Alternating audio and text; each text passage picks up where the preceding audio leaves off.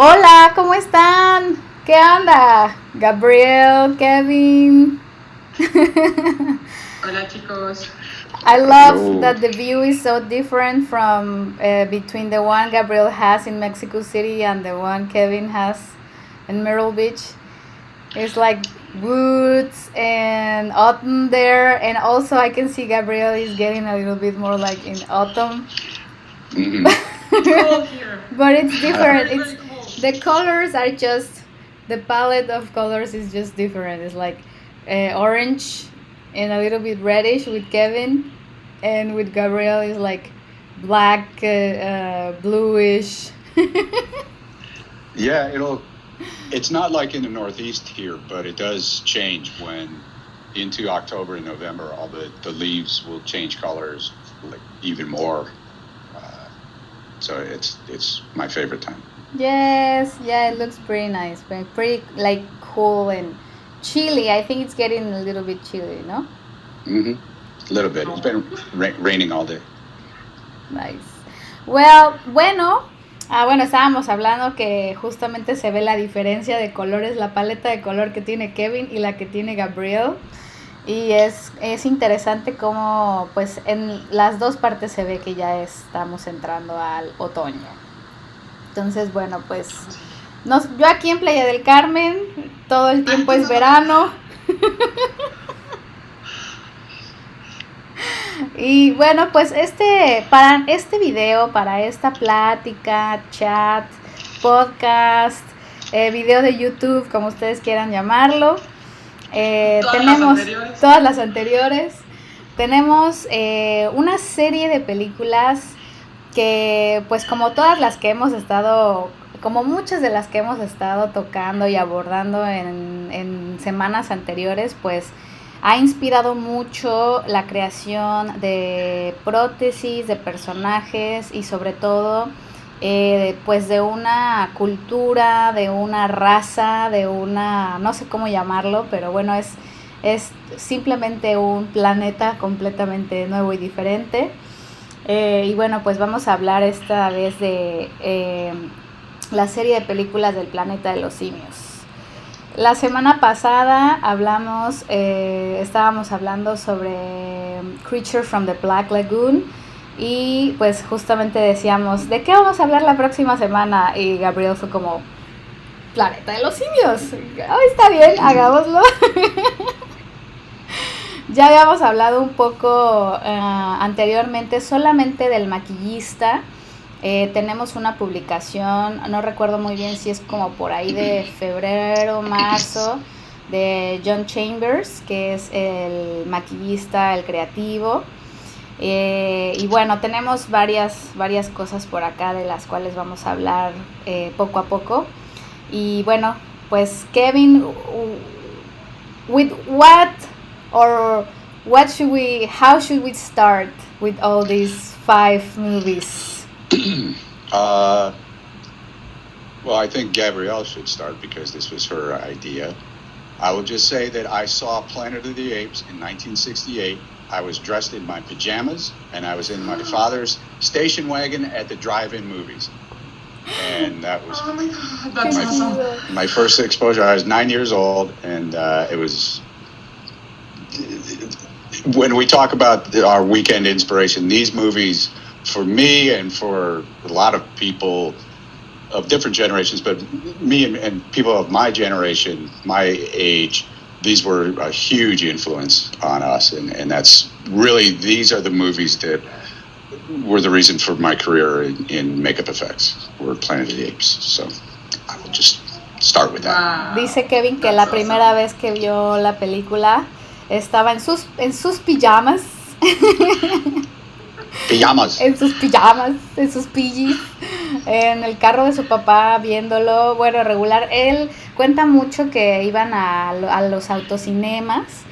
Y bueno, a mí me gusta mucho cuando me platica porque es como de sí, teníamos las bocinas y nos poníamos a ver las películas en los autocinemas. Pues ahora ya nada más, ahora sí que los recreamos por nostalgia, ¿no? De esa parte de la historia del cine que se proyectaban en autocinemas. Realmente ya no tenemos muchos actualmente, pero debía de haber sido toda una experiencia realmente ir, salir y ver una película así, ¿no? Dice que estaba con su papá y que bueno, pues realmente esta es la razón por la que él decide pues desarrollarse como, no tanto ya como un amateur del maquillaje, sino ir profesionalmente y aprender maquillaje, efectos especiales. Entonces, con 9 años, qué impresión. Sí, con 9 años. And it's also why I always wear pajamas when I go to the movies. No, I don't. I thought that was real. It'd be comfortable. Sí. So everything started with the book, book that Pierre Boulle. How do you pronounce it? I thought it was Boulle. Boulle? Oh. So he wrote Planet of the Apes, and Arthur P. Jacobs discovered it and wanted to create a movie out of it. So he actually bought the rights for that, but the writer didn't want him to create a movie out of it. He thought it was his least good book. He didn't want no one to touch it because it wasn't a very good book for him. So Arthur P. Jacobs didn't, which is a producer, he was like this amazing man that when whatever idea he had, he just created a movie of it. And it's amazing. So he started to go to different studios. Why not? Only to say, hey, let's create Planet of the Apes. Of course, I'm like really compressing the story because it's longer than this. And no one wanted it because how are you going to tell a story about a different planet, which is a sci-fi genre, with apes that talk and not make the public just laugh at it? Mm-hmm. So he just goes studio to studio till he found in Fox the house that was going to make this possible.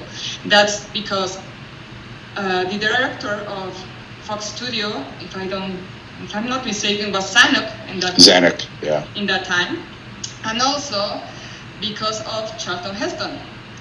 Mm-hmm. Both of them actually helped P. Jacobs to create Planet of the Apes. Yeah, Heston was a big supporter of Jacobs' idea. That he was really behind it 100%, and he even volunteered in the test footage when Edward G. Robinson was Dr. Zaius, and James Brolin was Cornelious, and Linda Harrison was Zira, with the very early prototype makeups that they did. Yeah, actually, Zanuck asked for that specific trial test because he wanted to be sure that it was going to work. Right. And also because they needed money and they needed to raise money and have a lot of people that believe in the project. And that early makeup was created by Ben Nye. Mm-hmm. Ben Nye created this makeup, and it's not so bad. I don't know, Ellie, you have photos of Sí, it? I am showing them actually. I messed up this week, and I apologize, Gabrielle. I sent all the pictures instead of to the group. I did it last night. I know. It won't happen again. I'm trying to process that. It won't happen again. I don't know why I did it that way. But yes, we do have pictures of the folks. Okay, which they are interesting makeups, drastically different than the ones in the movies. But they're kind of interesting in a way. Zira and Cornelius almost, it seems like they were afraid to go too far. And so they just have the almost like prehistoric man faces. The Dr. Zaius one is a little more interesting. He's a little more orangutan-like, but nothing as extreme as the Chambers makeups for the actual movies.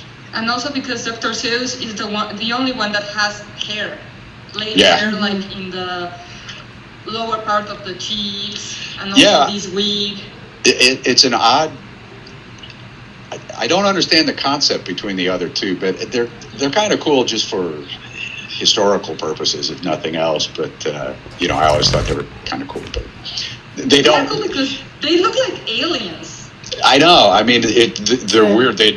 When you look at them, you don't go like, "Oh, talking apes." They just look like Star Trek aliens or something. Yeah. Yeah, something like that. Like they are weird people. Yeah. And that's it.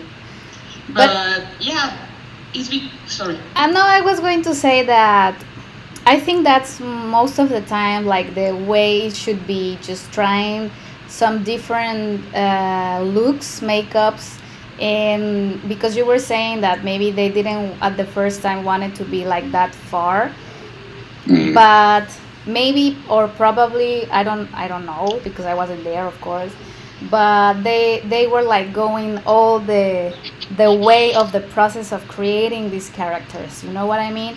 It's like first you do this and then you see, okay, maybe I can do more, and then maybe I can do more, and then suddenly they ended up with this really nice and cool last look of actually a chimp, an orangutan. So yeah, I think that's how it should have been, no?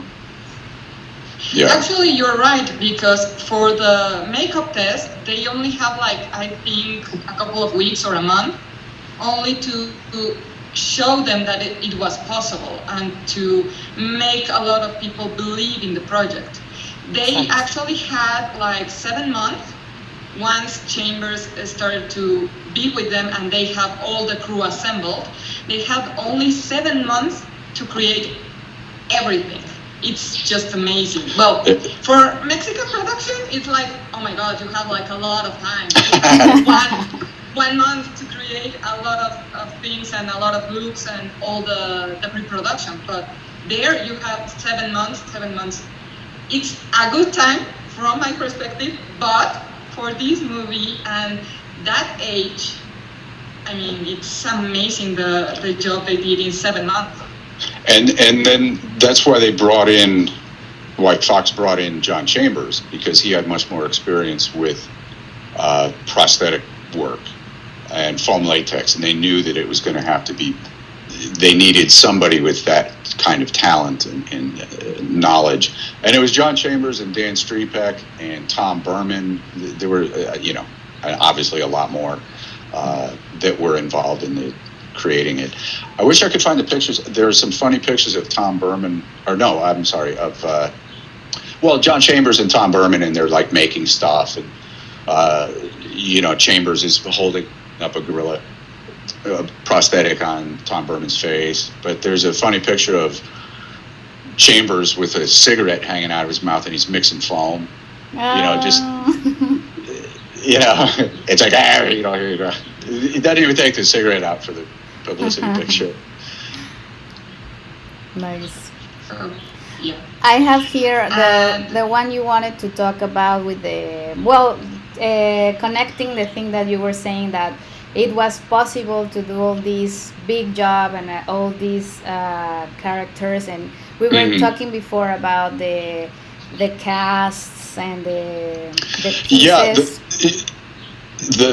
The West Coast, the Hollywood life cast, the way the Chambers used to do it would be, it's almost like if you take a dental impression, you cast up the stone teeth and then you invest that into a stone base, so you have a platform for it to be in, which is necessary for teeth. It's not really necessary for the face, but Chambers preferred to do it that way.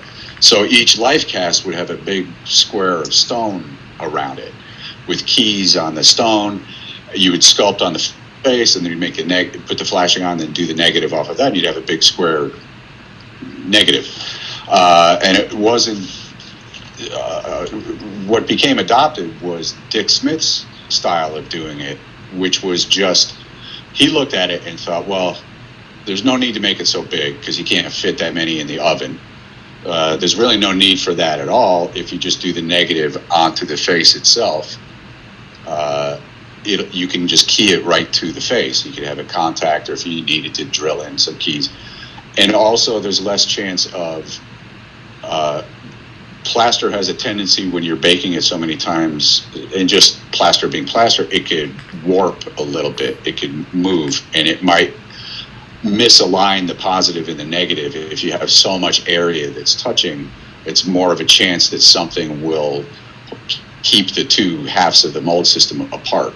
So Dick came up with just a smaller version of that, more streamlined, and that's pretty much what everyone has adopted since then, since the 70s.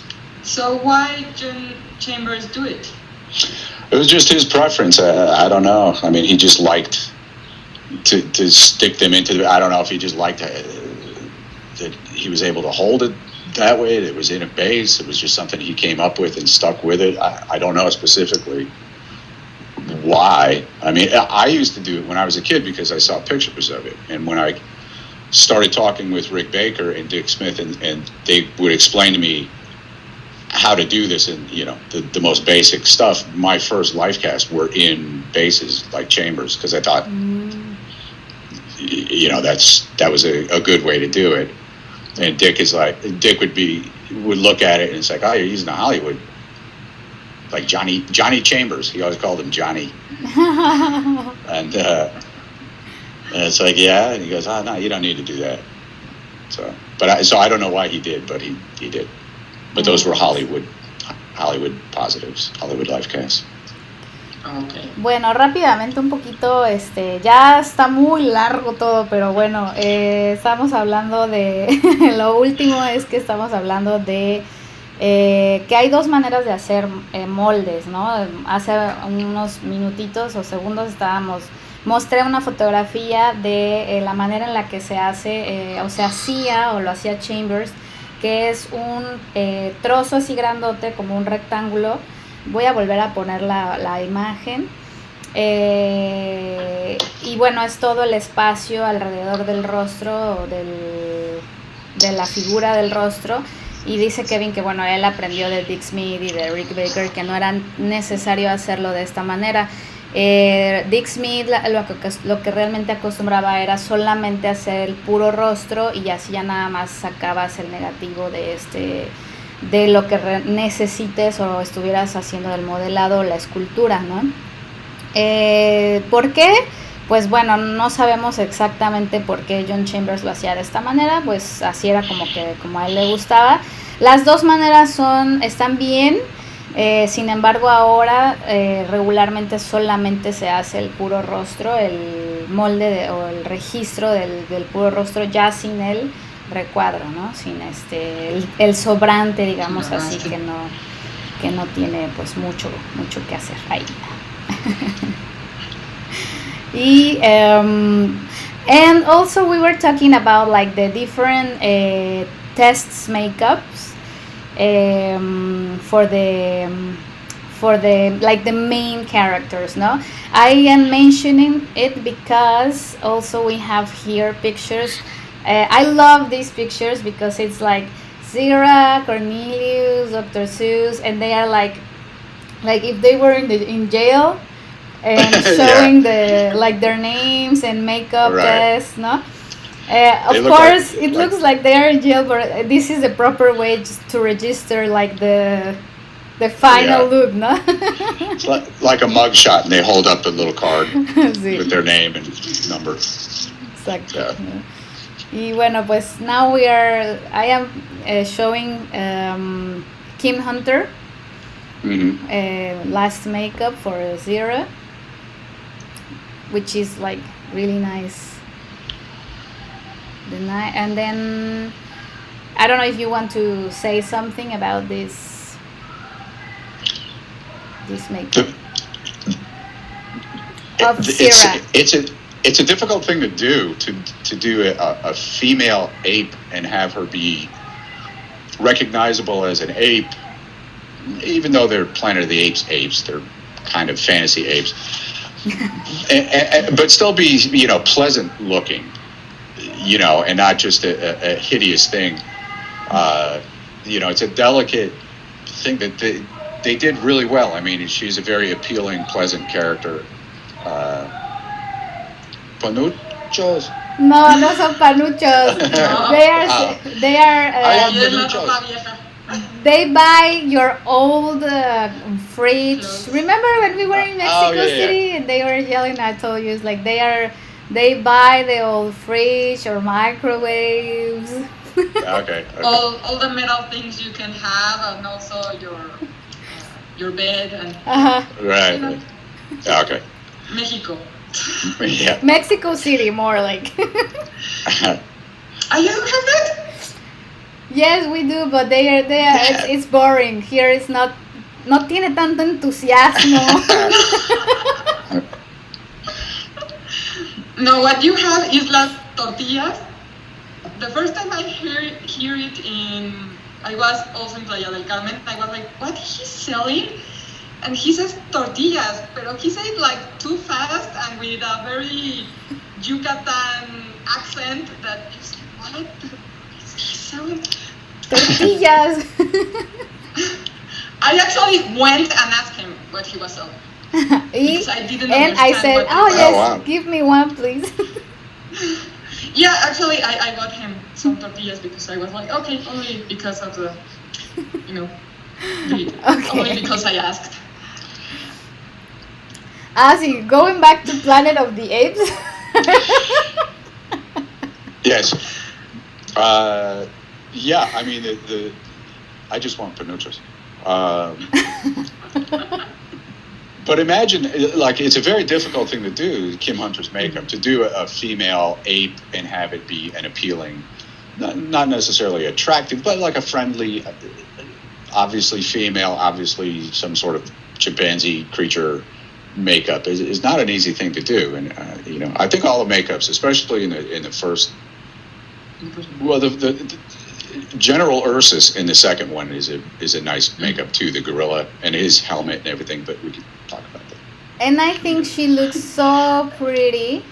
It's like she really looks like she would be the most pretty like girl in the town, Right. I think part of it is because they leave all the eye area completely without any appliance. Mm. And that gives them like this human and kind appeal, because with Dr. Seuss you can actually see through his eyes that he's like the bad guy. And say something. Which is another beautiful makeup, is the Dr. Zaius makeup on Maurice Evans, and it's very minimal around his eyes. He has like eye bags, and it's Maurice Evans' eyes, so it's very expressive, but it's just a beautifully realized concept of some sort of super evolved orangutan creature. It's amazing. And actually, because the appliances are actually small, they are like not super ultra big. No, they are like small, and because it's foam, it moves so amazingly well with all the expressions they did. Mm-hmm. Yeah, absolutely. I've seen some of the actual pieces from some of the different movies, from Escape from Planet of the Apes. I saw the Roddy McDowell and Kim Hunter makeups, and it's just really cool to see them in person and to look at the sculpture. They're basic, they're simple, they're nothing overly fancy with the sculptures. It's just a strong, nicely executed sort of basic sculpture, but it's like you step back a little bit and it's like, yeah, it looks great. They're not crazily detailed like things are nowadays, but they really kind of didn't need to be, and they work even with, they just had painted rubber teeth inside of their lips, and it's basic, there's no other word for it, but it's cool, it works, and they were able to get a lot of expression out of it. And Roddy McDowell especially, was like constantly moving his face, to try to keep it alive. So there was a lot of and that's what the director asked for. Yeah, actually, that they were constantly moving, because they think that if they stop moving, then it looks like a mask. It does go dead, and your natural, when you have prosthetics on like that, you do kind of just if you relax, you go to neutral and you just don't do anything. You have to keep moving. I've done it. I did an kind of an ape-like Bigfoot prosthetic makeup on somebody once, and they came running over to me and they said the makeup is stiffening up and he can't move his face anymore.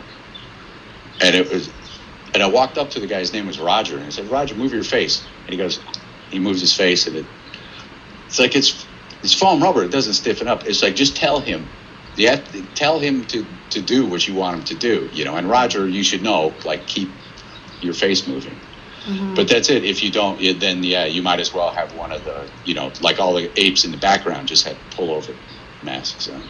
But that was in the second one, no? Because in the first one, they actually bring all the makeup artists from other studios. They did.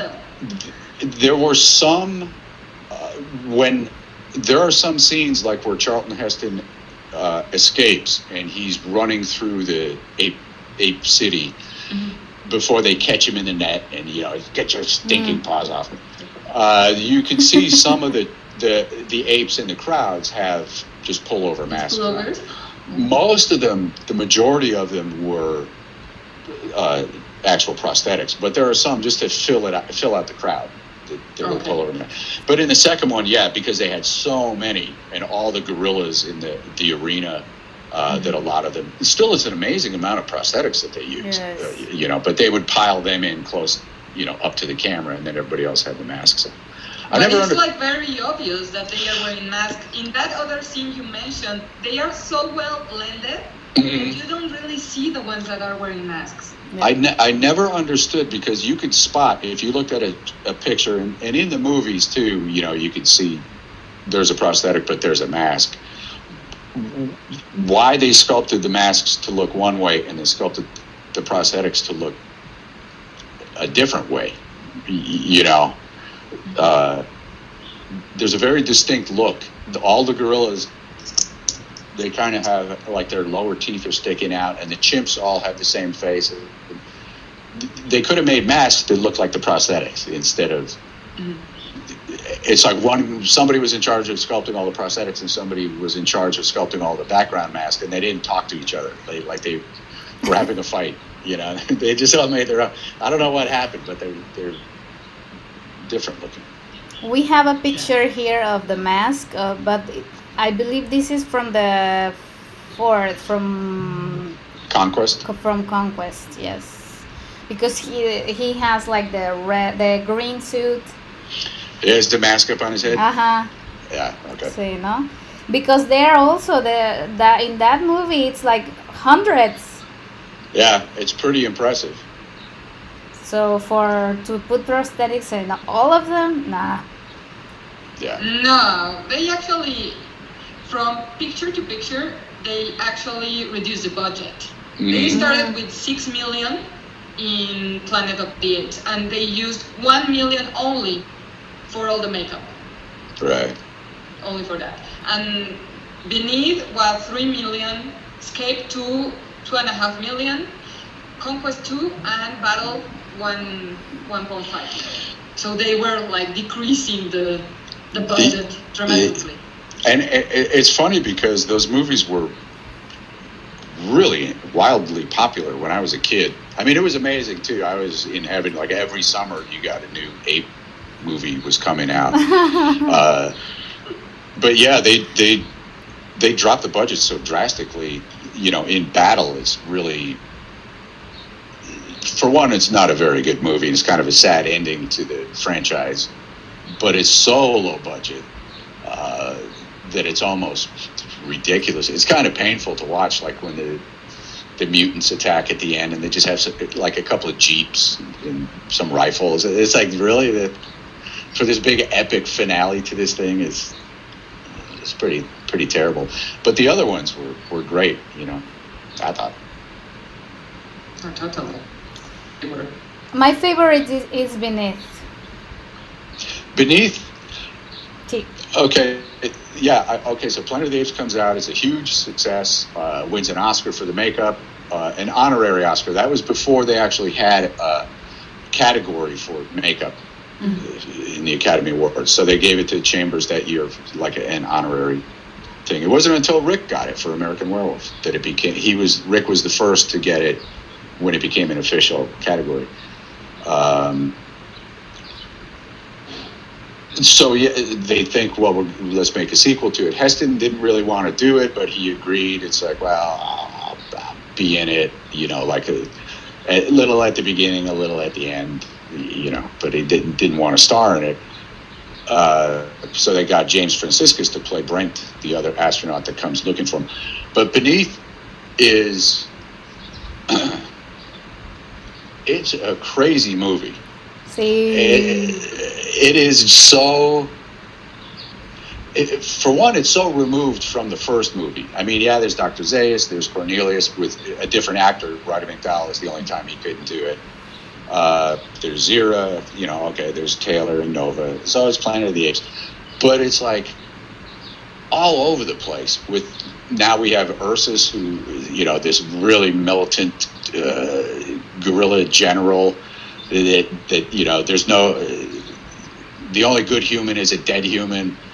He's really brutally opposed to humans who evidently really do nothing other than stand around out in the field and eat corn. They're kind of like crows, but he hates them, but then we also have the mutant world in the ruins of New York City, who are these hyper advanced humans who can control other people's minds, and make them hallucinate and think they're seeing things, or they can make them do things against their will. They could read their minds. It's really crazy, and they worship a nuclear bomb. That's their god. That it's like the last one. That's like after the world has been destroyed with presumably a nuclear war, and has destroyed the world, and now apes have evolved and are the dominant species, and the only humans left are either the mutes out in the fields or these mutants in New York. And they have one last nuclear device, and they worship that as a god. They sing songs to it. They go to church to it. And they have that awesome sequence where you don't know it yet, but they're going to reveal their inmost self unto their gods. And they all are in church, and they pull up their masks and take their masks off. And they went through different makeups that were like really stupid looking until they just got to the like skinned anatomy look of the mutant makeups, which are awesome. I love those. I remember like waiting for that when I would go back and watch Beneath again when I was a kid. It's like, oh, here it comes. Yeah, they're going to do it. Because, for a kid especially, it's kind of creepy. But really nicely done. And what a crazy concept, to have all this jumbled into. And there's the chimpanzee peace protesters. They're like hippie pacifists, and they don't want the gorillas to go to war. And there's so much in that movie. Yes. It's because from the first one till Conquest, because Battle, I don't really like Battle, and I don't. No, it's terrible. It's horrible. They are very subtle with all the political views, and they are just creeping them slightly in the movie, and that's amazing because those protesters, the first time I saw it, it was like, it's because of Vietnam. Though in another planet and right. But all the political views and amazingly well played in all the movies. Yeah, movies are usually of their era, of their times that they're made. You look at Butch Cassidy and the Sundance Kid. It's a Western cowboy movie, but it was 1969 whenever that came out. So it was very, very much of its day. And Planet of the Apes, it doesn't matter that they're apes and mutants fighting. It was still 1969, 1970, and the Vietnam War is going on. So it's like it had a heavy influence on the writing and what went into it, which is awesome though. I love it. And it was even crazier because there was going to be a story thread in Beneath, although I'm not sure how it fits in, where there were half ape, half human hybrids. And Ellie, I sent a couple of pictures to you of the makeup, although I don't know how that fits into the story. The kids, no? But they were at least, they went as far as the costume and the prosthetics and the makeups. But I'm baffled, like, where that would be. Apparently, most part of Beneath and also Escape have like a lot of things from the book that didn't reach the first movie. Okay. So probably it comes from there. Were there hybrids in the book? I haven't read it for so long. I don't remember. Yeah. But it was actually a cool idea, and the makeup, I actually like that. I wish they put it in because just to make it even crazier, you know, because Beneath is such a crazy movie. I love the sets. The sets were from the movie Hello, Dolly, the Barbra Streisand musical. They still had them at 20th Century Fox, and they basically just destroyed them, and they poured urethane foam all over them and painted them all up to look like lava had flowed over everything. But a lot of that stuff was just left over from Hello, Dolly. And also a lot of matte painting, no? The backgrounds, and I think the art director asked New York to send them some pictures from some emblematic points, and they use that. They actually, I don't know how it says, amplify them, but they make it to real scale and use them in the backgrounds. Yeah, some worked a little better than others. Some almost looked like they were photographs that were cut up and then moved around a little bit and then filled in, and then some looked really good. But overall, yeah, I mean, I love Beneath. It's just it's just so much fun. Yes, and also because they were worried. Sorry. No, you say it, and then I'll say it after. And also because they were worried about that they had like the best ending sequence and scene in Planet of the Apes, and they needed to go beyond. Right. So that's why they created these amazing sets. Yeah. Yes, and it's it has like a lot of surprises. I haven't read the books, but when you see the movies without reading the books, then you get really surprised of the rest of the story, you know? You are just like with the idea of the first movie that they are like in a planet with apes and they are trying to escape as like somehow, so they are not prisoners of these guys, and then suddenly they are running and then they find this cave, and it's like, okay, so we already knew from the first one of the last scene of the first one that we were again in the earth and they destroyed it and whatever. But then when they go like in the cave, it's like the subway. I don't know. It's just yeah. And you mentioned the book.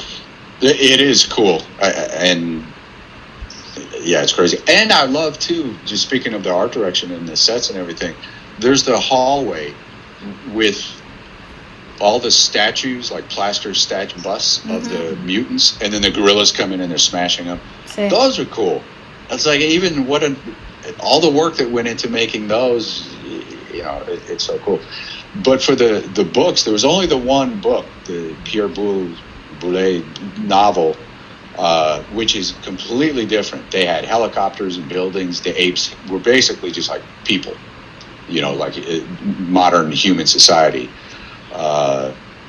So it was the only thing that was taken from the novel was just the idea that there was an astronaut goes to another planet and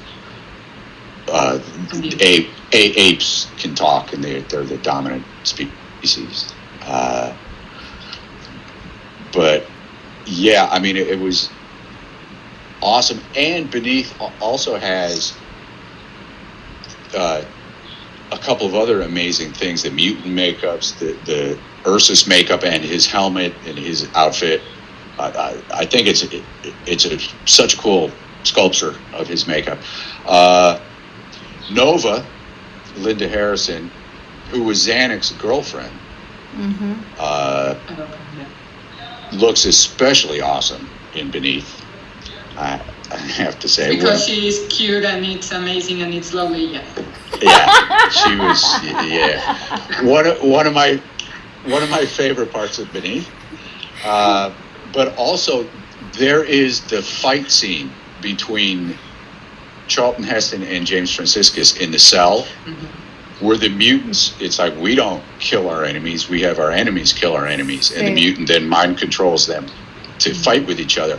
And it's a brutal fight, and it's not like today with people jumping off the walls and hung on wires. It's just two guys bare feet in a cement room, punching each other, kicking each other in the face and biting each other. And it's really like, when you watch it, it's like, geez, they fall against the spikes, on the door. And it's really a cool fight. Very, very well done. Very, very nicely choreographed. And also it's because it's very cool, like they don't kill, they have the power to only make them kill each other, and that's amazing. Yeah, with their hypocritical ethics. That's like mind blowing, no? Like because first you see like first they give you and explain you that they can control your mind, but also like talk without actually speaking, huh?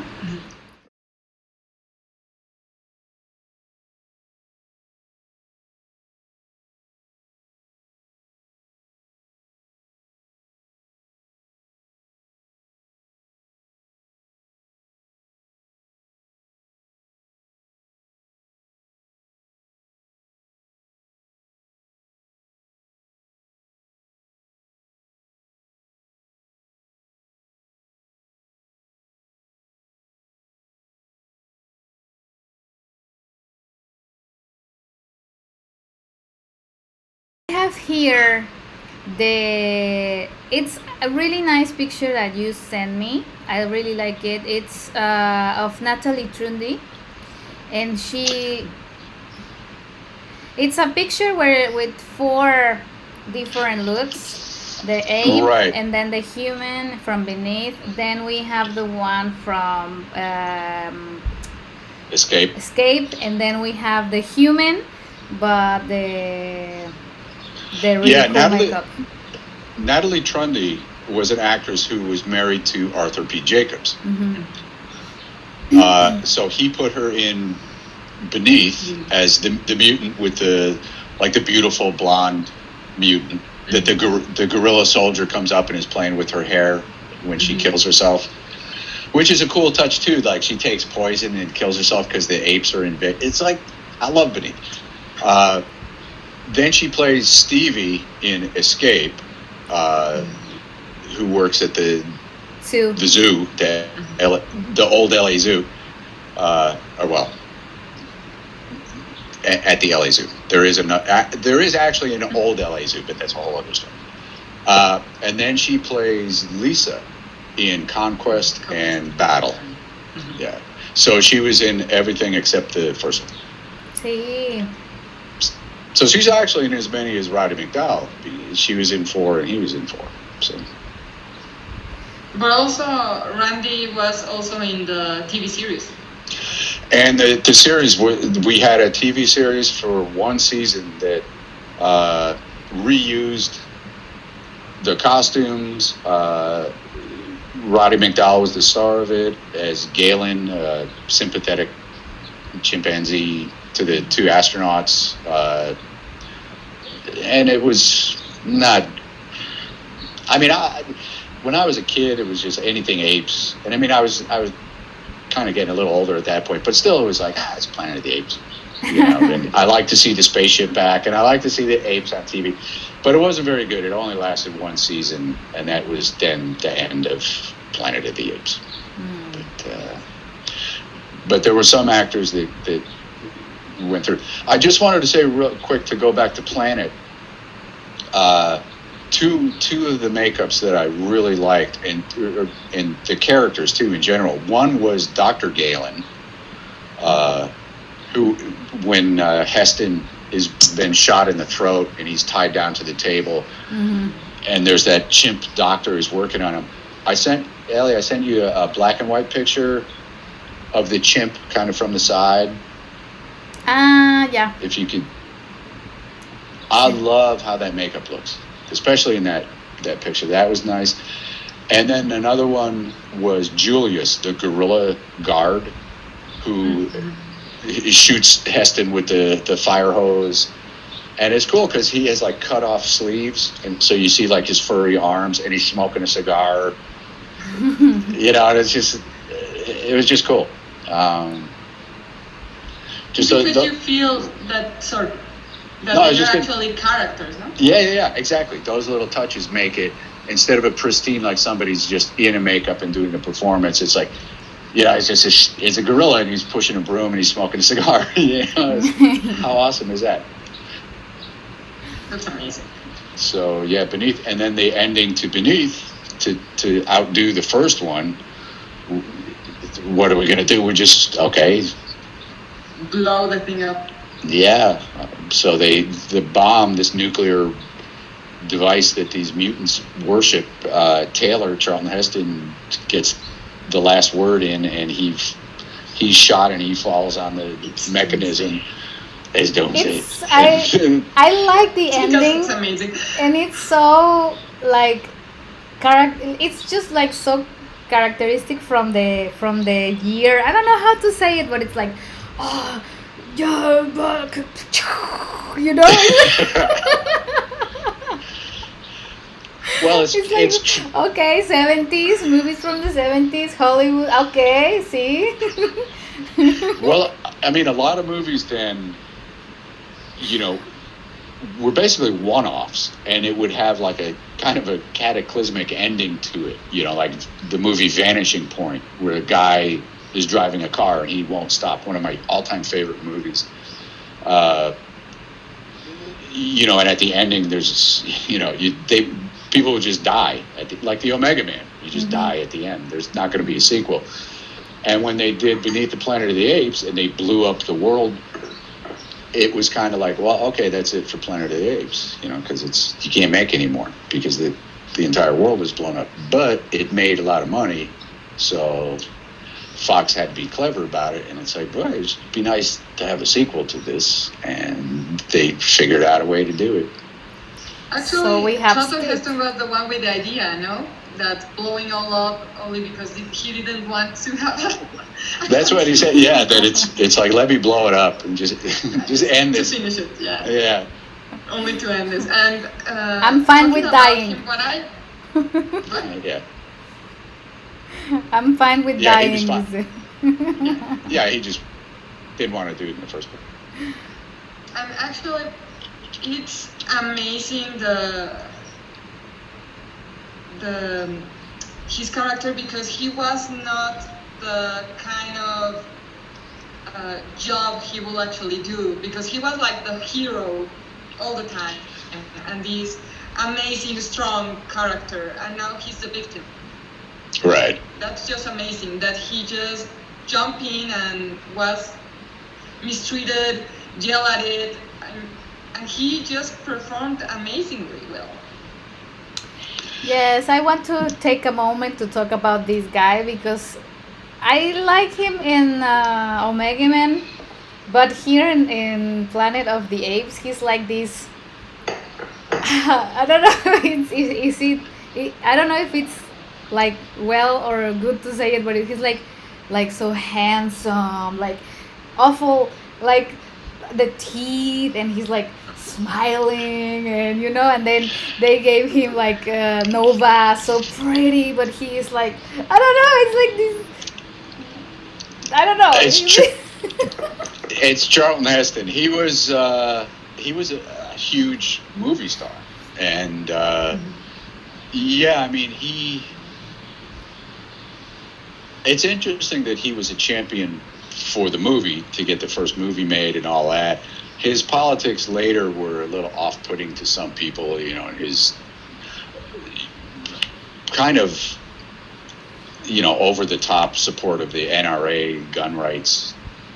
And here, you know, is maybe a little much for Hollywood, at least.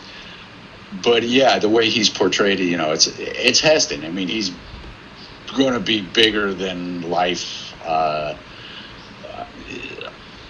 You know, he was Moses, for God's sake. You know, he's going to be Charlton Heston. He's always that guy, you know, that big swaggering guy. Yeah. You know, almost kind of. I mean, he's not. His style and his characters weren't the same, but almost like a John Wayne, like just a larger than life sort of guy. He's not going to be in a movie and be like a little guy or afraid guy or you know, scared guy or any. You know, it's Charlton Heston. He's going to be like the biggest, bravest, smartest man in the world. You know, basically. Yes, and he is the perfect one for the last, as well, like we said in Beneath, but also for the first movie, like, no, you did it! Yeah. You know? It's like, I know. You maniacs! You maniacs! It's like, God damn you to hell! Yeah, very, very dramatic. Sí. For a guy that didn't like people anyways, that was Taylor. I mean, you know, he's a misanthrope. He doesn't like people. He makes fun of his other astronauts that are with him. It's like, there's got to be something better than humans, you know, than man. So that's why I'm on the spaceship while he's smoking a cigar in the spaceship. Yes. And also it's like just like in the beginning of the movie, it's like so philosophical, no? Even though we are here, I feel alone. Lonely. It squashes a man's ego. Yeah, he's very, very dramatic. Well, it's also Heston wasn't, you know, the greatest actor ever. It was just he's more of a presence. Sí, exacto. Yeah. Sí. Nice. And then we have another good actor that also gives it like a sparkle of in this movie. Well, the two movies, but more in the fourth, in the Conquest. Armando. Ricardo Montalban. Uh-huh. He comes in at the end of Escape and then into the beginning of Conquest. Yeah, Ricardo Montalban. Aquí voy a poner la fotito con César. Yeah. Yeah, who plays, Armando, Señor Armando. Sí. Yeah, and he's very sympathetic. So we get into, we've blown up the world. We get into Escape from Planet of the Apes. How do you make a sequel after you blow up the world? You have the characters go back in time. And what they had them do was go back in time all the way to what was then present day. What to us is a quaint look back at 1971 Los Angeles, which is historical to us now, but when the movie came out, it was present day. And it starts off as kind of almost a comedy movie, like these two characters. There's three, but one is tragically Dr. Milo who's played by Sal Mineo, who was in Rebel Without a Cause and other things. He's killed by Janos Prohaska in a gorilla suit in the LA Zoo. And so now, after that tragedy, we have Zira and Cornelious being accepted into society as these, just special visitors to our world who've come to us from the future. They're very nice. They're very funny. They're charming and charismatic, and they're adopting to 1971 Earth, and how to dress and how to dress in bathrobes, how to take bubble baths, how to drink champagne, and how to go shopping. And it's just a lighthearted kind of funny movie for most of the way through. The one problem is there's the scientist Dr. Hasline, who has theories about the different timelines into the future and what can happen, and what now if they've come back here, can we prevent what's going to be the eventual downfall of mankind in the future? And would you kill Hitler as a baby to prevent the Holocaust? And again, these weird philosophical, political concepts sneak their way into these sci-fi movies about talking apes. And the last maybe half of the movie, or at least definitely the last third of the movie, turns very dark. Sí. Where Cornelious, we discover that Zira is pregnant. Yes. And they want to abort the baby and sterilize Zira and Cornelious. It starts getting really dark. Cornelious, in a moment of rage, hits a person and kills him accidentally. And Bradford Dillman and Natalie Trundy, the two sympathetic human zoologists or whatever they were. They were psychologists, no? Animal psychologists. Animal psychologists, sí, that's right. Yeah. Help them escape, and it just becomes sort of a chase, almost like a cop TV show manhunt sort of chase that gets more and more grim as it goes on. Zira gives birth to what then she names baby Milo after Dr. Milo, who grows up to become Caesar, in Armando's circus with Janos Prohaska again in his chimpanzee outfit, costume in the trailer. They go down to the Long Beach Pier, or wherever, I don't know where the hell they were, with all those old rusting ships. So it's like a very ugly world now that they're in, just the rusting metal with the peeling paint, and very unpleasant, as the Dr. Hasline has the police closing in to now kill, or at least capture or kill the Zira and Cornelius after the accidental death of the orderly. And in another moment of unexpected violence from these movies, like the ending of Beneath, when Taylor and Brent are fighting off all the gorillas, and Brent runs up, there's an organ, and he bangs on it with a rifle to attract the attention of the gorillas, and he's got bandages around him because of his fight with Taylor, and they just open up with a submachine gun, and all the squibs go, and the blood comes out, and then they shoot him right in the forehead. Sí. You're like, Jesus Christ. It's like, wow. They catch up to Zira and Cornelius. Dr. Hasline does. And Cornelius has a pistol, and Hasline has a pistol. And there's an eruption, an outbreak of violence that's pretty shocking, especially for that movie. Which, if I may say, it's kind of like a paradox, because the movie is called Escape from the Planet of the Apes, but they end up escaping from the humans in this movie. Right. So it's like interesting. O sea, they went out of the planet to try to like get alive from that or whatever, and then they end up being killed, no? Yeah. It's a huge leap too, because they use the spaceship, the big spaceship mock-up, in the beginning, and they say, well, we found Taylor's spaceship, and Dr. Milo was able to figure out what made it work, and we flew back, which makes absolutely no sense because it sank in the lake. Plus, it's an altered version of it it's shorter. They didn't put. It was actually built in 3 sections, and they left the back section off and put a new back to it, so it was shorter. And now there's a door in the side, so it's like totally different. And Brent's ship was crashed out in the desert, so but it's like okay. And yeah, they do.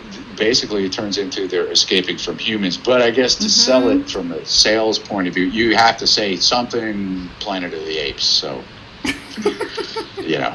No, I mean it's obviously that Basically. they escaped from Planet of the Apes, of course, but they end up escaping the last part of the movie from the humans.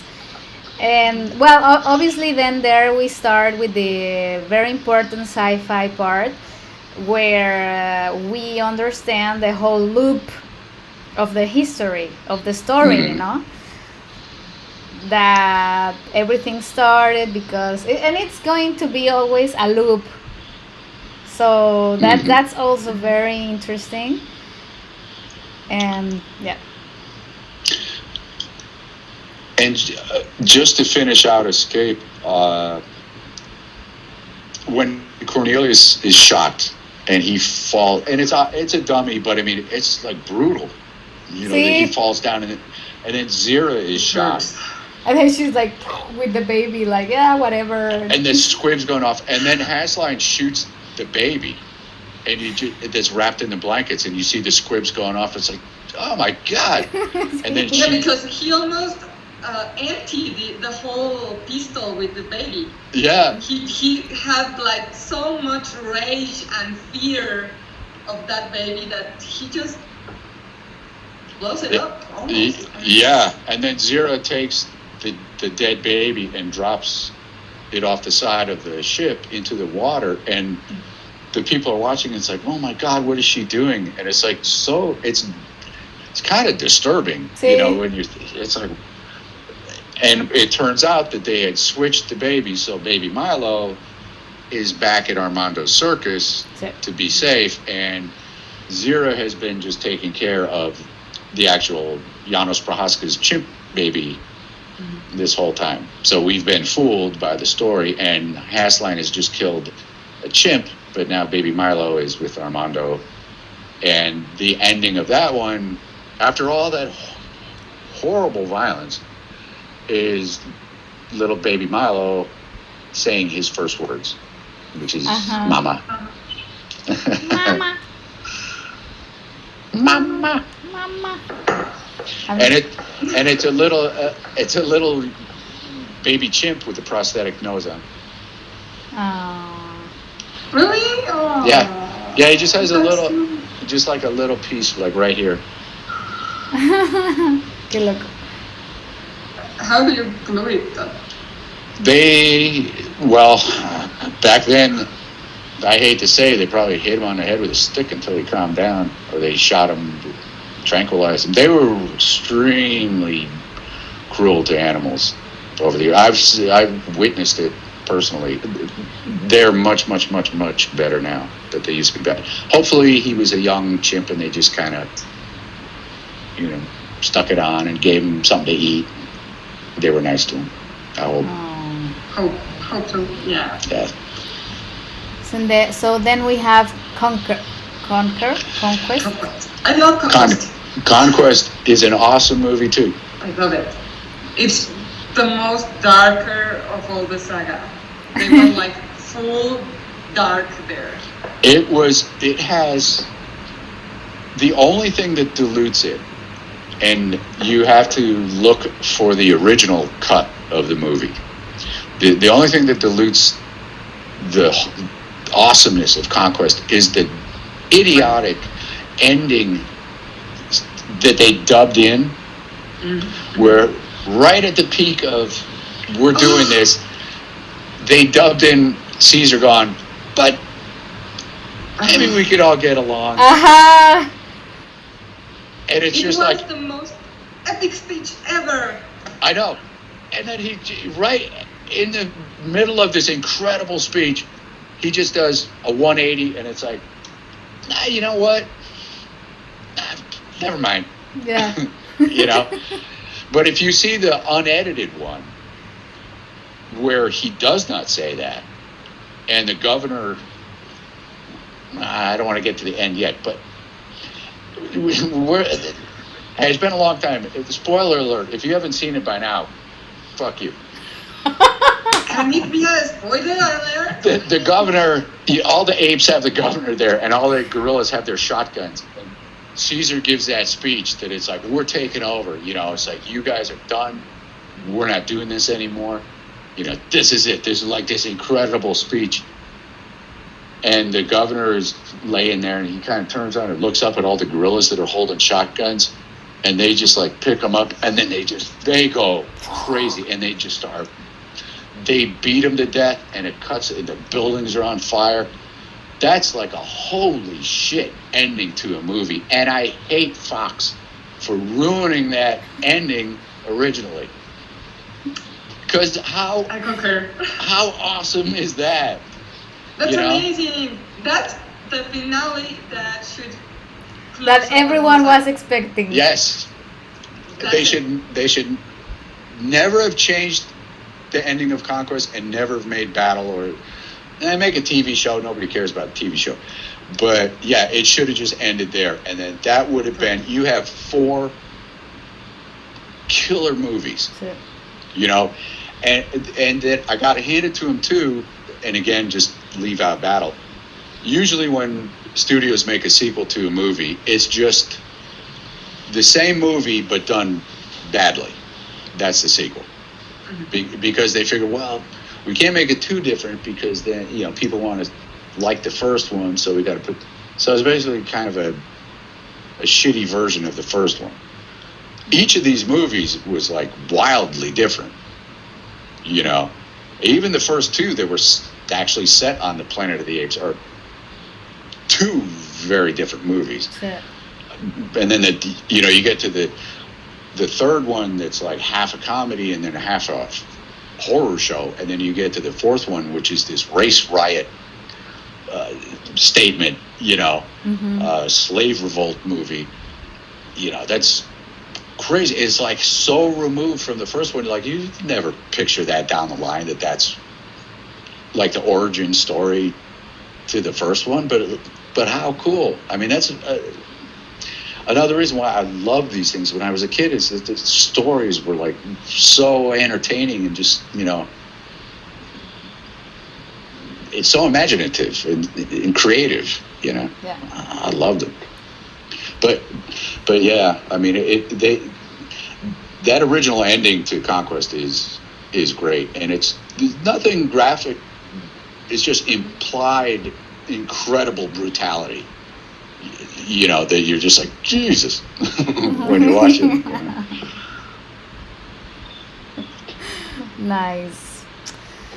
Well, are we going to talk about something about the battle?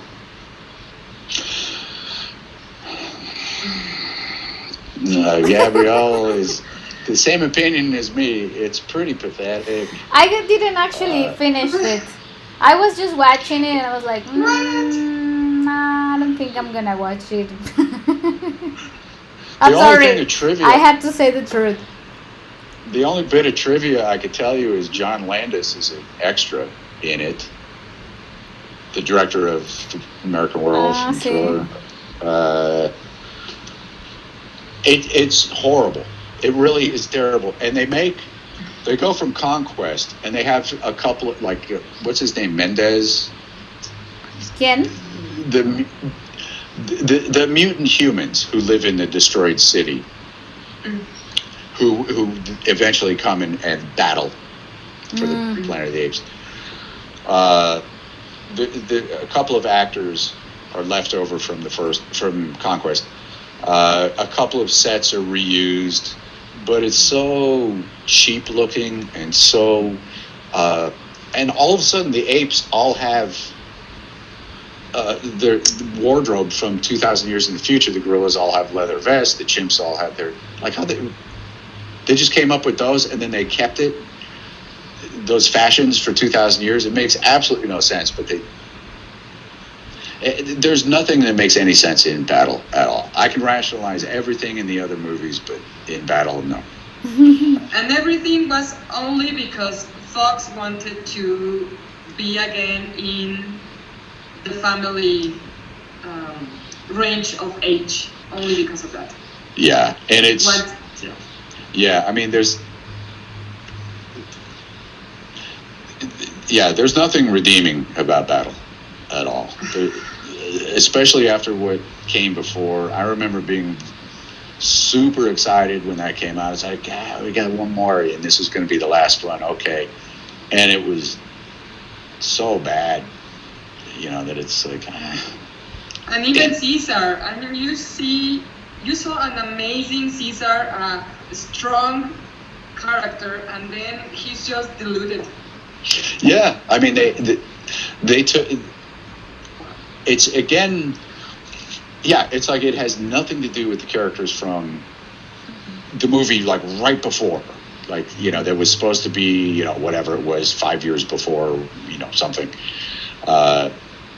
Now he's just this watered-down, nice guy. He gets kind of mad at the end because his son got killed, and it's like that's his only thing. But even that's lame.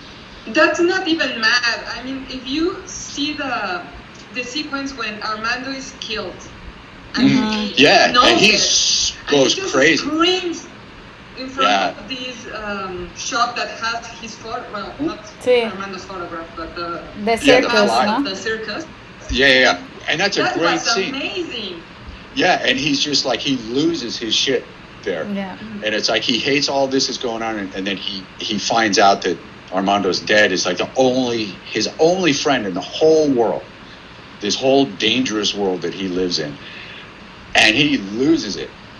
Is awesome, and to see Caesar in Battle as like just a whole let's not talk about it. It's not, okay, it isn't worth let's talking. just finish it here. The art direction is great in the first movies. William Creeber came up with the design for the Ape City, which is like all urethane over steel structures. He did the spaceship, Chambers, Streetbeck, Tom Berman, and many, many more for the makeups. And I mean, it's like, Charlton Heston, Roddy McDowell, Maurice Evans, Kim Hunter. I mean, they were great actors, cool movies, amazing fun, and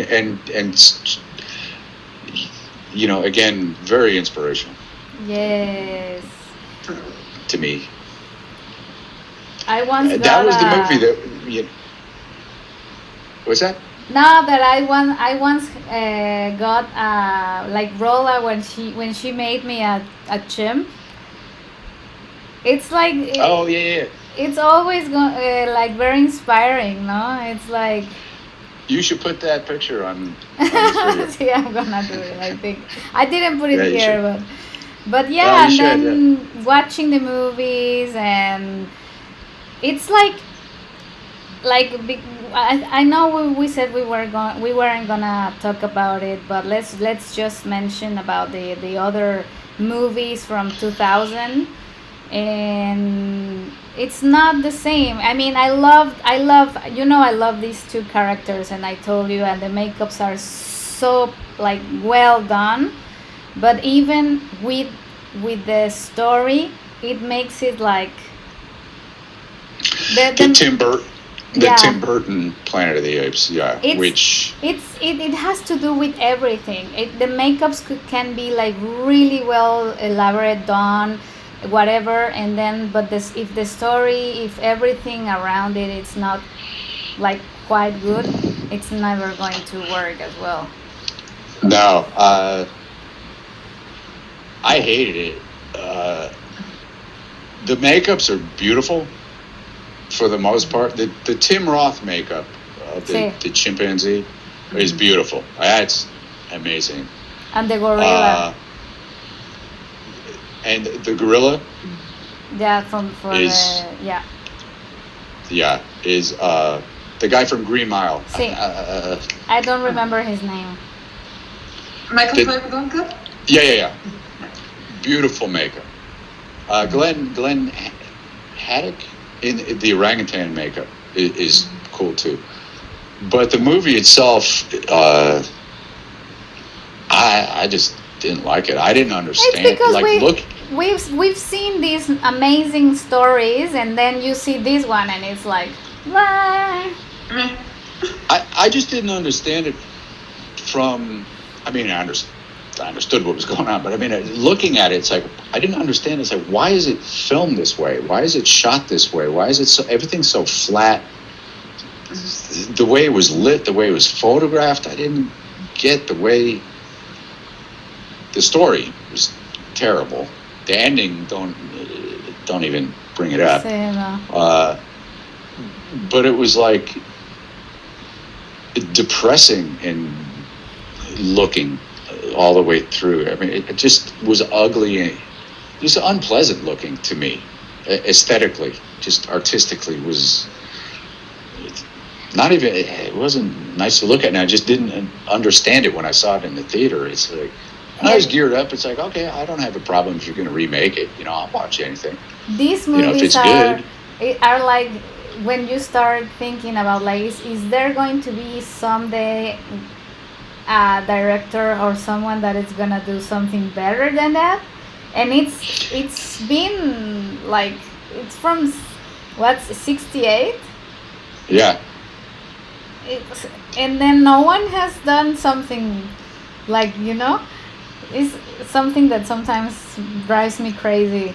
And well, yeah. Sorry. No, go ahead, Gabriel. That's what they try to do with the new saga, no? The one with a lot of visual effects. Well, everything is visual effects. Right. Though it's very well done. Right. Yes. But that's what they try to do, and even though they are good, I am going to say that they are good because I need to rewatch them to fully analyze them. They are not as spectacular as these ones because they created a whole new appliances to create these amazing looking apes. That's why. And even though that Tim Burton has some of the makeups that are really, really good, they don't have all these around them.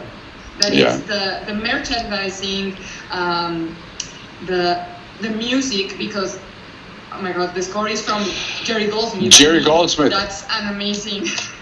He did Planet, and he did Escape. Escape? It wasn't many. Nicholas Rosa did Beneath. Yeah. Mm-hmm.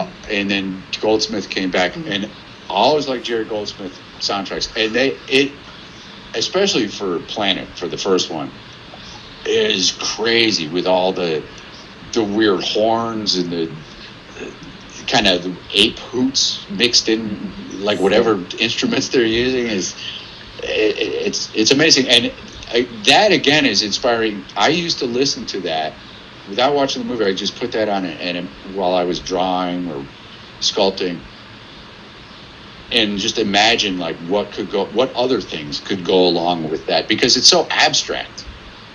It's not a definitive to any like particular scene. It's just like crazy sounds. It's almost like jazz, and it's beautiful. Yeah.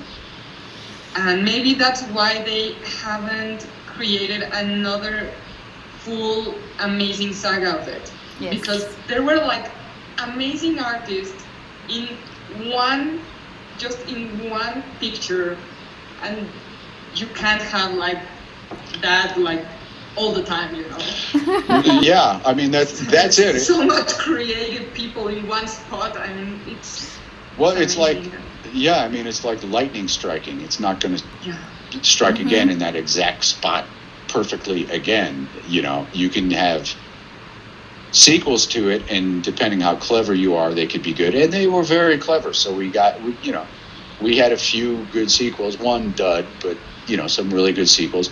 Or you could just have like a pale kind of remake imitation of the first one that it's not there, and the ending. No, well, before the ending where they get to Ape Lincoln, when Marky Mark lands in Washington, D.C. But when there's the big battle of the apes and the humans, and then all of a sudden out of the sky, the little chimp comes down in his spaceship. Sí. And all the apes are like, oh, here's our ape god savior, but he's a little chimp. Sí. And it's like, wouldn't they be disappointed? It's like if the humans are waiting for a savior and like Mini-Me shows up, like Vern Troyer, and it's like, well, he's not too impressive looking, but that's what we have. It's just none of it made sense. It was awful. But it was, when I was a kid, there were magazines and books and toys and jigsaw puzzles. Everything was Planet of the Apes, and little model kits. It was a big thing. Of course. And that's another thing that makes these movies completely different from others, because today we see a lot of merchandising from any movie you want, especially right. Disney.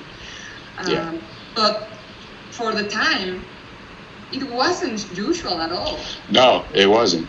Even when Star Wars came out, there wasn't a lot. There was a lag of about a year because Fox wasn't prepared for that. No one was really prepared for anything to come out. There was like some kind of crappy posters you could get in 1977 for Star Wars, but they were like way behind.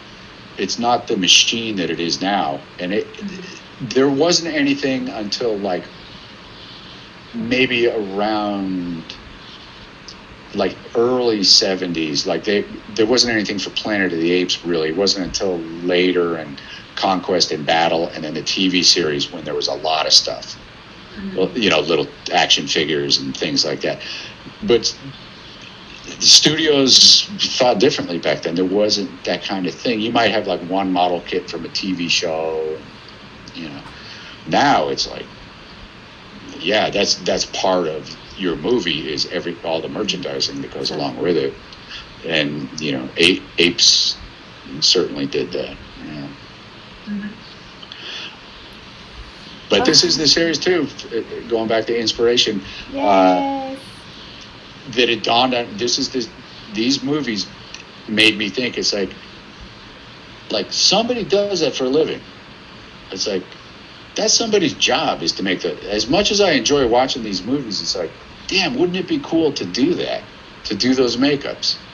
And it was the Planet of the Apes movies and then I started trying and failing constantly. But you should send me the pictures that you have of your first gorilla suits and everything. I will put them in this last part. I wish I had more pictures because I did I did several like Cornelious makeups, and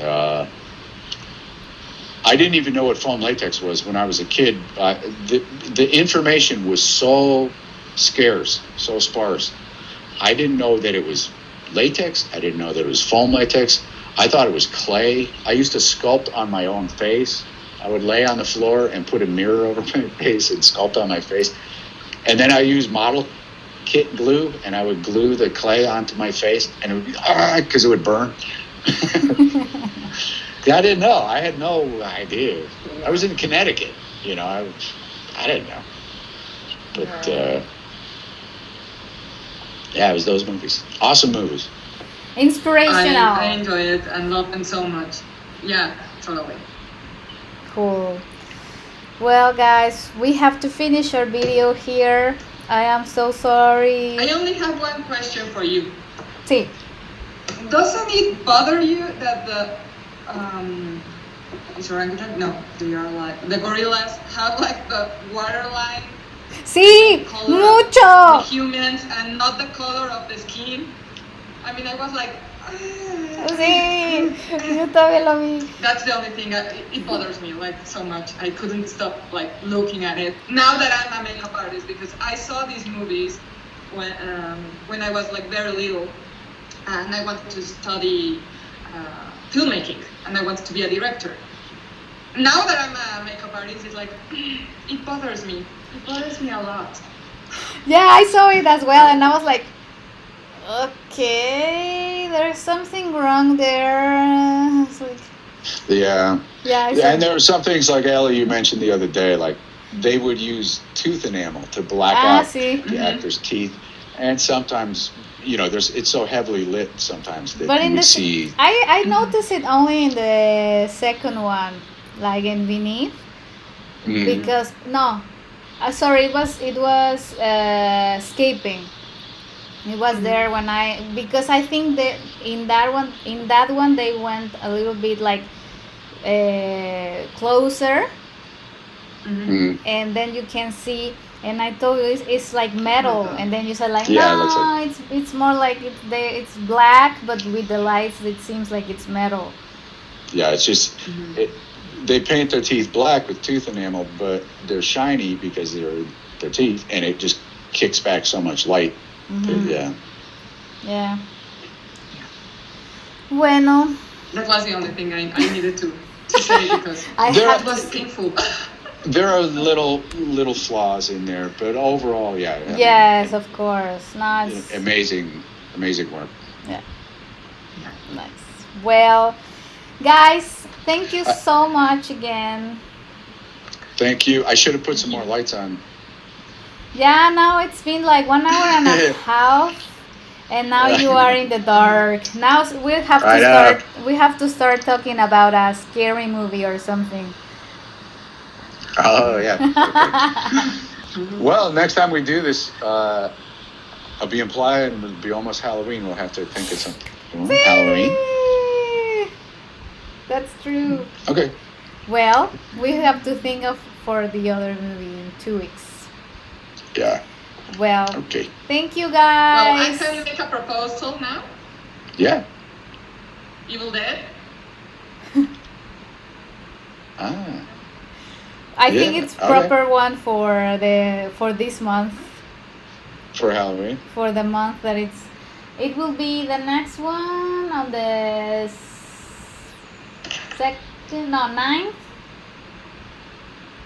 9th October, and then again we can go on the 23rd.